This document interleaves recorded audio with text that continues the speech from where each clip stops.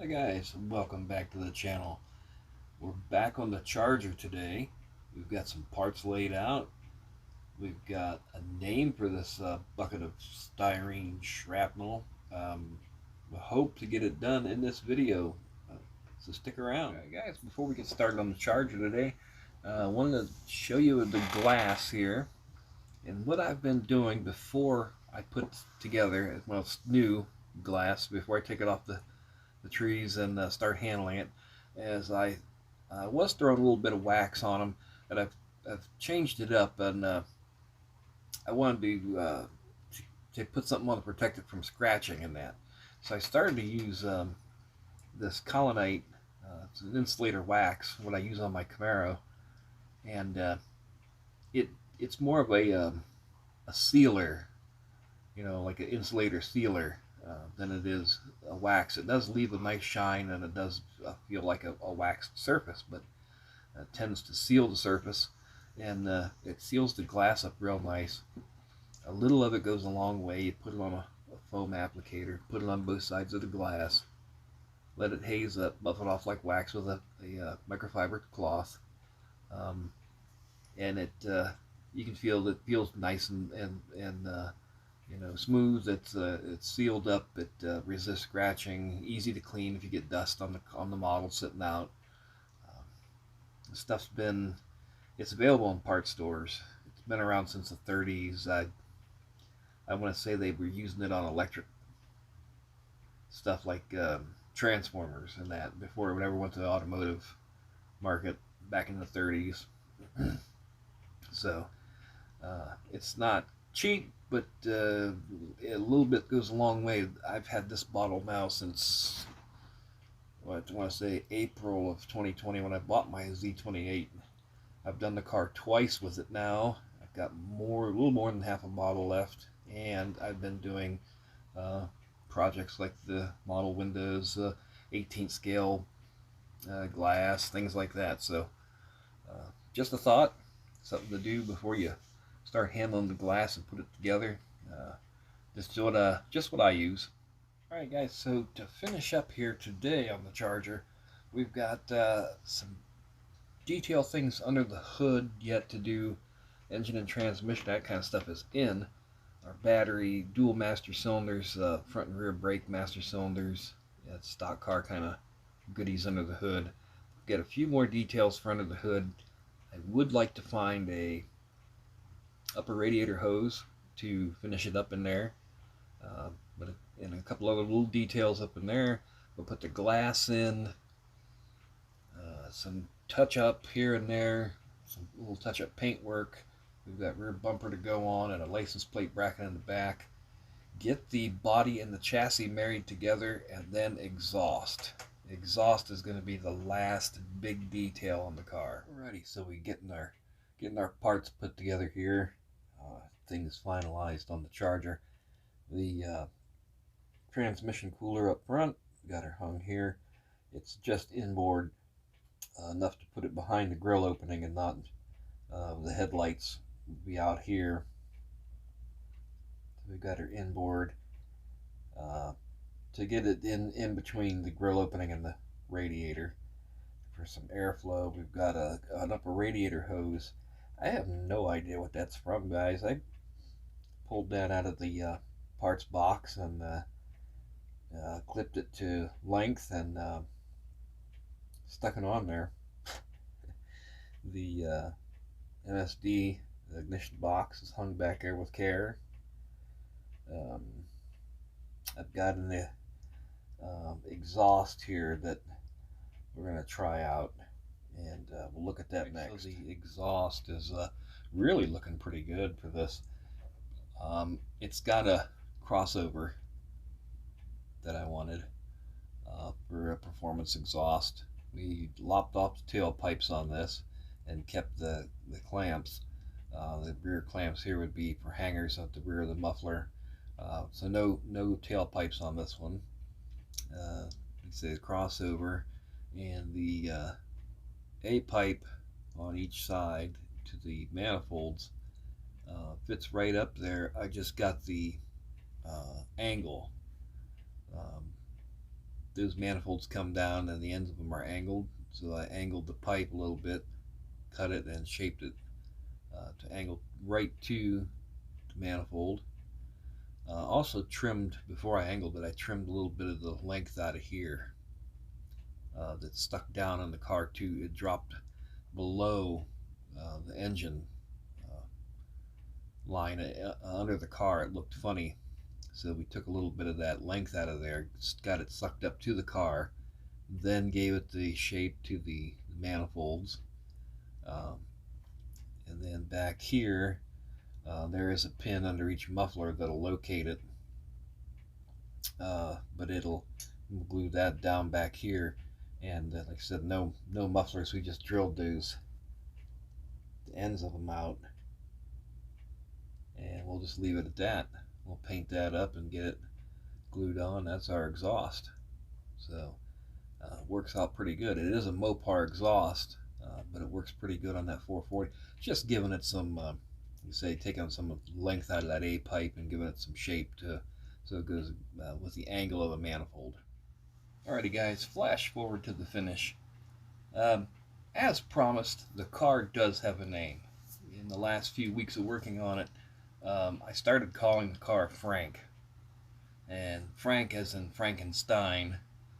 If you remember Dr. Frankenstein's monster, he was put together out of a bunch of cadaver parts.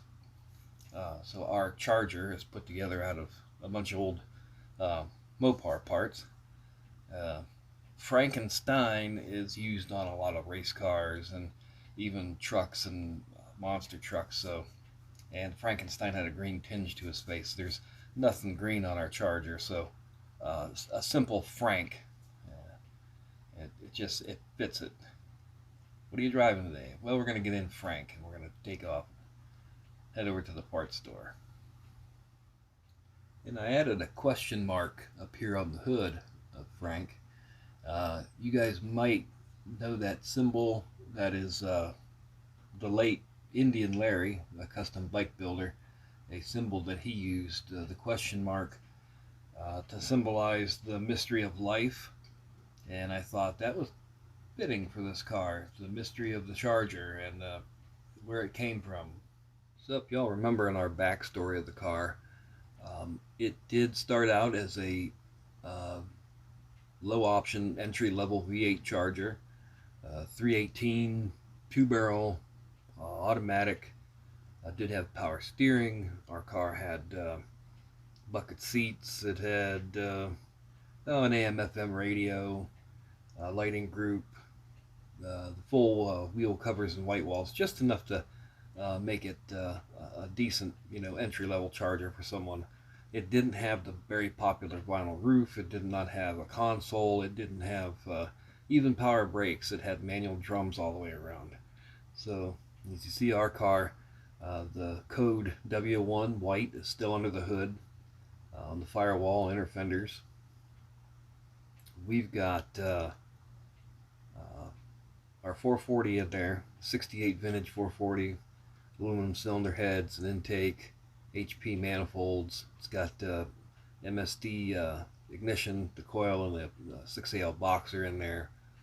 This car, we are using power steering on this one because it had it on before, so we've kept the power steering. Brakes, we've got rid of the drums. We've got discs all the way around. We've got master cylinders for front and rear. They're manual, so a aluminum radiator, dual electric fans. We've got a big transmission cooler ahead of that radiator.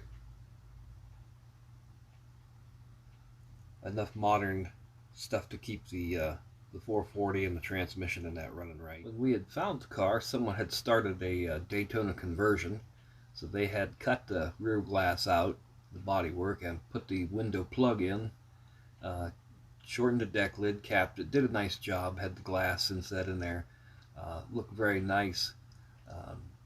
Unfortunately, while they were working on the car and driving it here and there a little bit, that's when the right front got clipped.